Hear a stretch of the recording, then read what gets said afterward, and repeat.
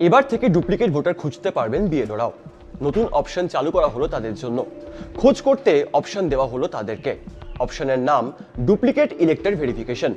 শুধু ERO, DEO বা COE নন, বিএলওদের জন্য সোমবার থেকে চালু হলো এই নতুন অপশন।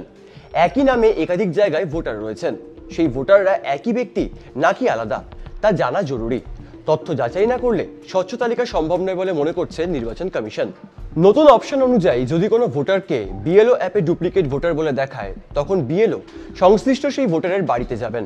ভোটার যদি নিজে নিশ্চিত জানেন যে তার আরও একটি ভোটার কার্ড রয়েছে, তাহলে একটি ডিক্লারেশন লিখে সেই পুরনো এপিক কার্ড ও বর্তমান এপিক কার্ডের জেরক্স দিয়ে বিএলওর কাছে তথ্য জমা দেবেন।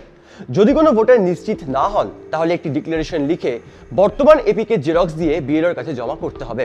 মূলত ডুপ্লিকেট ভোটারের বিষয়ে একেবারে 100% নিশ্চিত হতেই নতুন এই অপশন যোগ করা হলো বিএলও অ্যাপে।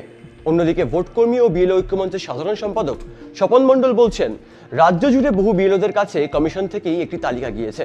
কমিশনের নিজস্ব ডুপ্লিকেট ভোটার শনাক্তকরণে যে সফটওয়্যার রয়েছে, সেই সফটওয়্যার থেকে পাওয়া তথ্যের উপর ভিত্তি করেই সেই নামের তালিকা পাঠানো হয়েছে, যাতে ক্রস ভেরিফিকেশনের ক্ষেত্রে সুবিধা হয় বিএলওদের।